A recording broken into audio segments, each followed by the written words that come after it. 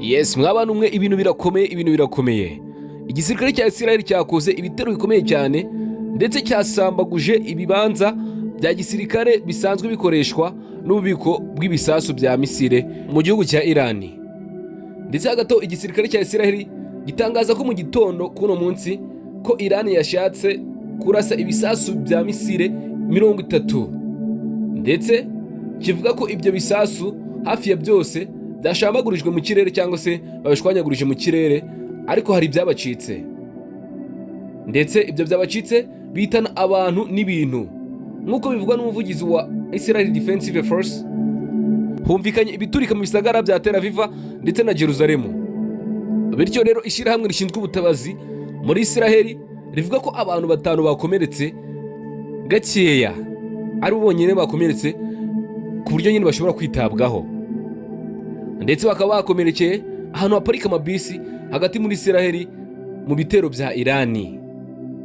Ku rundi ruhande ishami rya RW'UMUKIRISTU rivuga ko ryateye inyubako y'igisirikare cya Israel hamwe n'ibiro bikuru byacyo Mossad.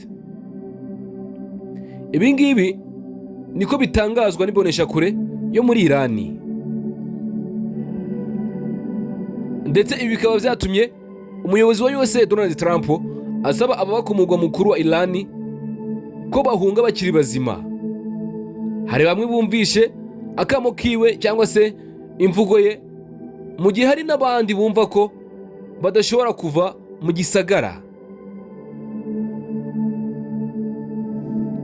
Aba babyanze nta mazina yabo yakoreshejwe kubera ko birinze ko humvikana amazina yabo aza mu binyamakuru, bikaba byagira ingaruka nini cyangwa se ingaruka mbi kuri Irani.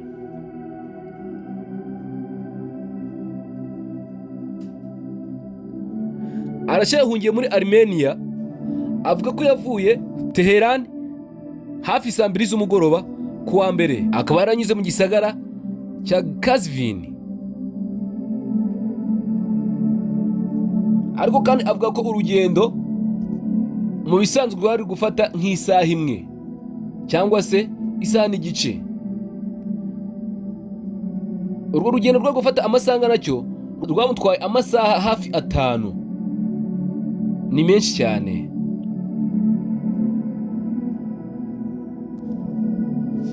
Bityo rero abenshi cyane nk'abasanzwe baba hanze barimo kugerageza kuva mu gihugu bitewe nuko Trump cyangwa se umuyobozi wa Amerika yatanze warning cyangwa se agatanga somo akabwira ati muve mu gihugu muhunge mukiri bazima mutarapfa.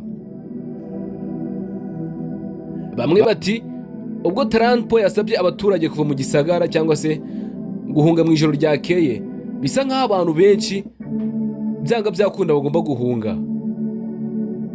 Uyu nguyu nawe avuga ko imihanda igomba kurengerwa, kandi buriya ngo ntabwo byoroshye hamwe na gato guhuza Iran na Israel. Tehran ni igisagara kibamo abantu barenga miliyoni 10. Bityo rero bakaba bafite ubwo bavuga ati abantu bangana batya bapfuye, mana yanjye byaba ari ibibazo bikomeye cyane. Ariko ibyabaye nijoro byatumye bamwe bisubiramo, kuko hari abantu batarashobora gufata icyemezo nyacyo cyo kumva ko bashobora guhunga cyangwa se bakava aho babwira kuva.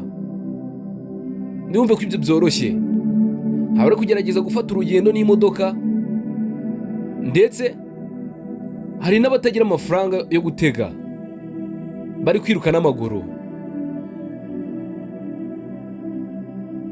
Mu by'ukuri abantu hari ikintu biteze kuri iyi ntambara iri hagati ya Iran ndetse na Israel.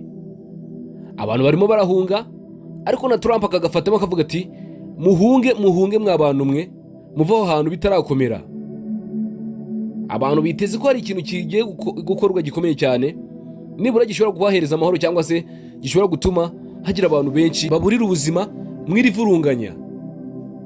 Bityo rero abantu benshi batangiye kwiruka rwose, batangiye guhunga, batangiye kuva muri Tehran kubera ko babibwiwe n'umuyobozi wa USA.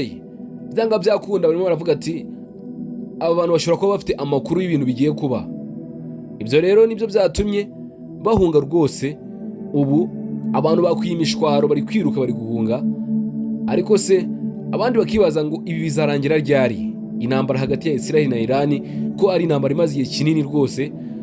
Bavuga ko yatangiye mu 1979. Icyo gihe kuva icyo gihe ari intambara gusa kugeza uyu munsi wa none, na n'ubu ni intambara. Rero abantu bafite ubwoba cyane, ndetse bavuga ko n'ubuzima babayemo cyangwa se babayemo kuva icyo gihe baburambiwe rwose. Basaba ko bakeneye umutekano